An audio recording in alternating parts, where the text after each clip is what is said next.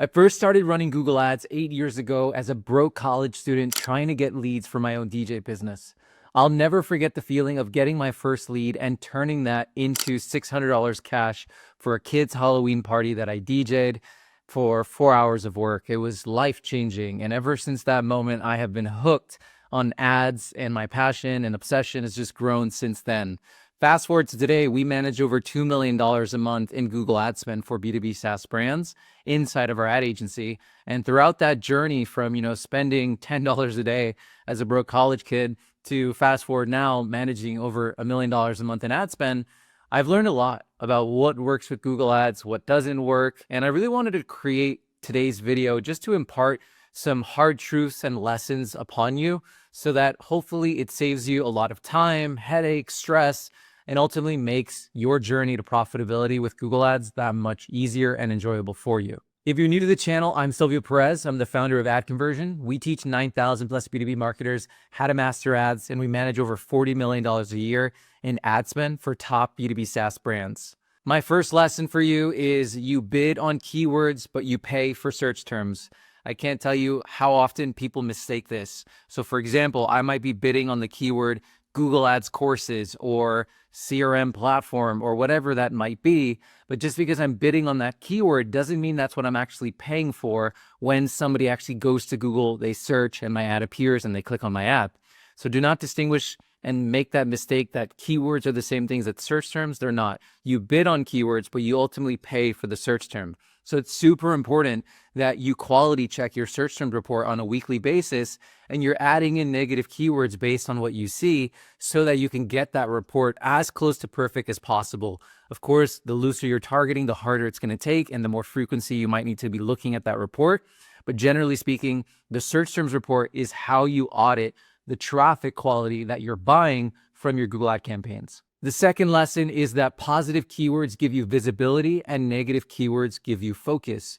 I think oftentimes we don't make that distinction in our mind, and I think it's a really helpful one. So if you want more visibility, then yes, adding in more keywords can help you get more visibility, but equally important, if not more important, is to focus that visibility. And that's what you get through negative keywords. So by looking at that search terms report and building your negative keyword list over time, you will continue to focus and optimize the profitability and the efficiency of your campaigns because you're ultimately just spending less money on junk. The third lesson is you'll never profitably scale without connecting your ads to revenue. We have a client that was spending in the six figures and they didn't really realize how profitable, or in this case, unprofitable, their Google ads actually were. So in their case, they had a cost per SQL, a cost per sales qualified lead of around $7,000. And they were spending over $150K a month on Google ads. Once we connected their ads to revenue and we understood the down funnel impact, we showed them, we're like, hey, Google ads is actually getting you cost per SQLs right now of $7,000 based on your unit economics and your conversion rates later stage. That's not going to work. So how about we actually cut budget back? Get this, right? An ad agency asking to cut budget back, but if you understand the true revenue impact, this is where you can be a true strategic partner. But we said, hey, how about we spend less? We get efficient. And then once we get efficient, we scale from here and we really, hit the gas again. Fast forward, we basically did exactly that. We cut back. We went from like $150K a month to like $30K a month. We got really efficient. Where now our cost per SQL is around $700, down from $7,000.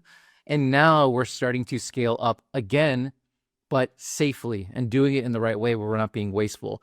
And we would never have this insight if we didn't connect the things that we're doing inside of Google Ads to our back end. The fourth lesson is that for every $1 you spend on ads, spend $2 on your landing pages. Another quick example and story is we had a client that was spending 7 figures a month on Google Ads. It was crazy. And they had a 0.8% conversion rate across their Google Ad account for their search campaigns. 0.8, that's horrible. And they were hyper obsessed about traffic and they were like asking questions like, should we use broad match versus exact match versus phrase match? Should we use maximized conversion bidding versus target CPA? And don't get me wrong, like those things are helpful and they matter to a certain point. But fundamentally, to find success with Google Ads, you need traffic and you need conversions, right? It's 50 and it's 50. Everything inside the Google Ads account, that's the traffic side. Everything that happens after they click on your ad, that's the conversion side. And in their case, their traffic side was pretty good, like definitely room for opportunity. But in terms of a scale of 1 through 10, they were already like an 8 on traffic. Whereas on the conversion side, they were like a 1 or a 2. It was really bad. The landing pages were awful. And what we had asked them to do was we asked them to just do a simple change in messaging in the hero section and just run a quick test. In their case, because they're spending so much, we were able to learn really fast. That's the advantage of larger budgets. And long story short, we just made some small tweaks on the hero section and we improved the conversion rate from 0.8 to 1.5. And that doesn't sound like a lot, but it's massive in terms of the downstream effects that has in terms of improving your efficiency. And that was one small change. And 1.5, for full disclosure, is still a terrible conversion rate for Google Ads. So there's a lot more work to be done, but it just really emphasizes the point where don't get hyper obsessed on the traffic and completely ignore the post-click experience. So for every $1 you spend on your ads, spend $2 on your landing pages, because if you can improve the conversion rates of your landing pages, it is exponential on your ability to drive profitability and sustain a higher cost per click. Just wanted to take a quick second and say, if you're loving this video, you will absolutely love our free courses over at AdConversion.com. You can sign up for free and take our courses on Google Ads, LinkedIn Ads, Reddit Ads, and more. If you don't believe me, they are seriously free. You can check them all out here. No lesson is longer than 10 minutes. And if you want to go deeper on Google Ads, I created 3 Google Ad courses, beginner, intermediate, advanced, all free for you. And you can check out our reviews from past students. We're trying to create the go-to place in the world to master B2B ads, because when I was a broke college student trying to figure this stuff out, it was overwhelming, it was confusing, and I wish something like this existed. So if you want to find more value, come check us out at AdConversion.com. The 5th lesson I have for you is that Google gets rich whether you succeed or fail. So stop blindly trusting ad reps. I can't tell you how many clients will just blindly trust the recommendations of ad reps when they are not incentivized to grow your business. It's just factual, right? Like, have you ever received a refund from Google because you didn't hit your performance goals? No, like they're going to charge you and they're going to continue to charge you until eventually you stop running ads on them, regardless if you're successful or not. And don't get me wrong, like not all reps are bad. I've had some great reps over the years, but generally speaking, the real thing I want to communicate is even from your agency partner, if you're doing this in-house, from your colleagues, just don't take things at face value and accept them as fact, right? One of our sayings inside of our agency is, everything is an opinion until you have data to back it up as a fact. So don't just trust the reps. Seriously, like don't just blindly apply recommendations that you see in Google Ads. At the end of the day, like you have to think for yourself, for your business, what makes sense for you, what worked in the past for you, what didn't work, right? Every account is unique, I can tell you that. In some accounts, in some campaigns, target CPA bidding is incredible.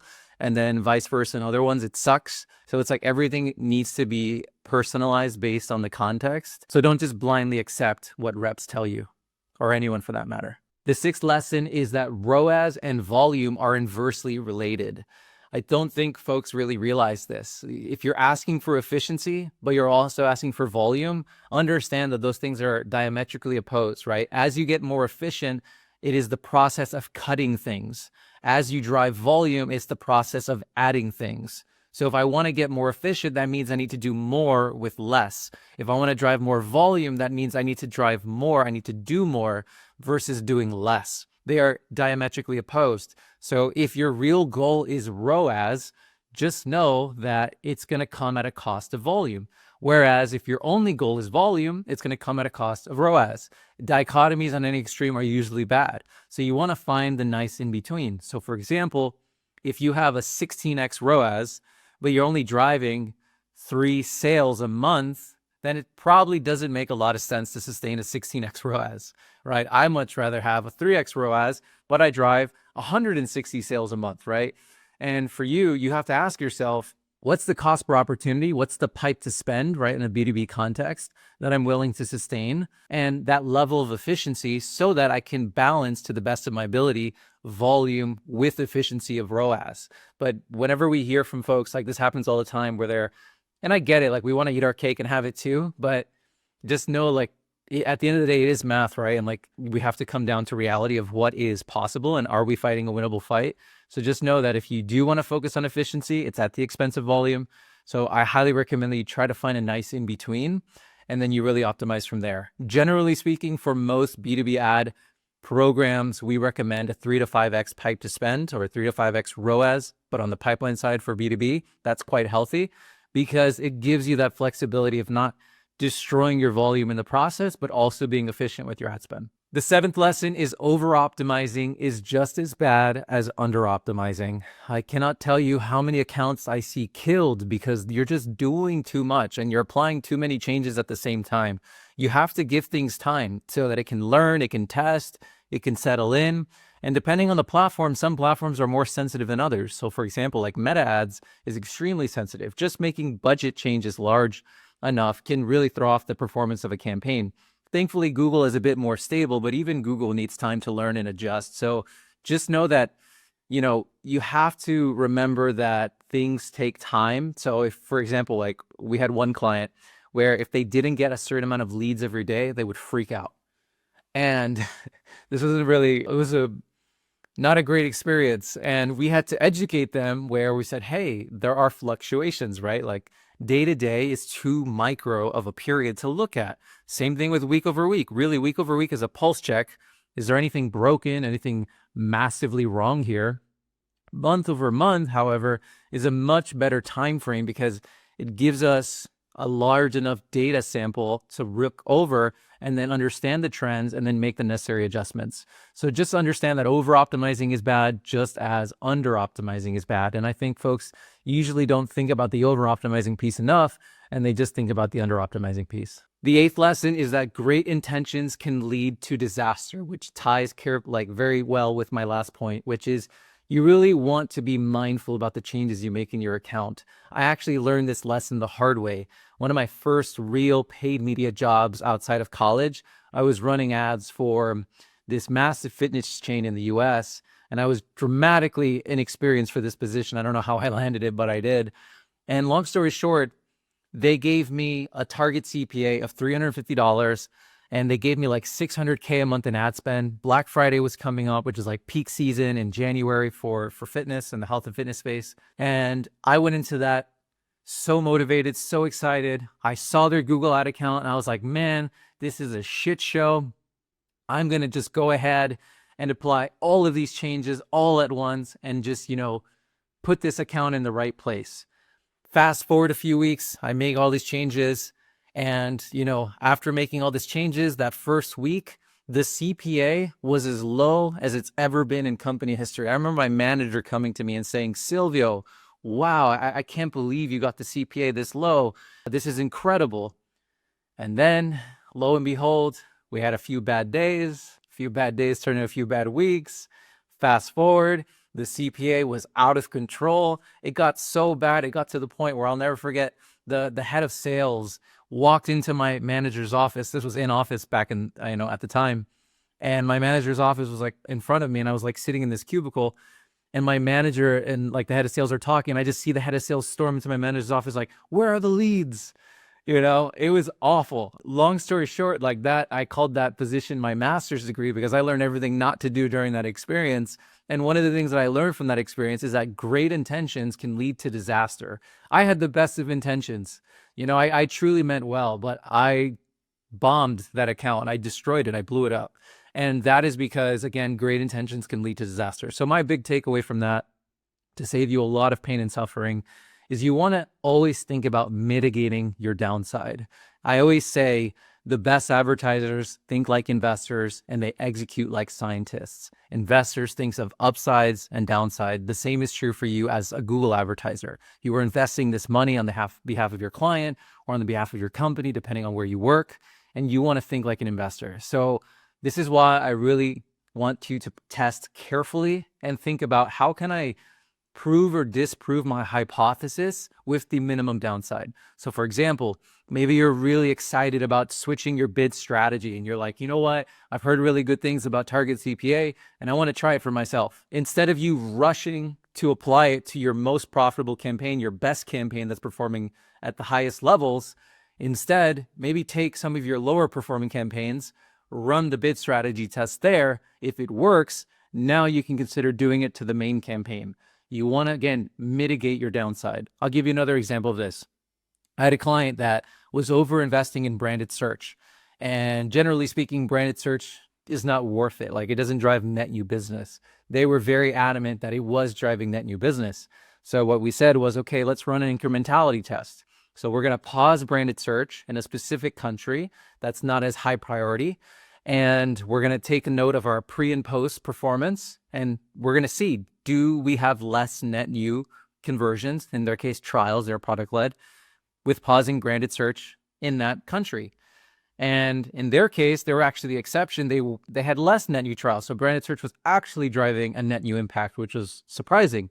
And had we been too hastily, especially with our opinions and our biased views from the past, we would have cut branded search aggressively for their main countries, which would have had ultimately a negative impact in the case of their business.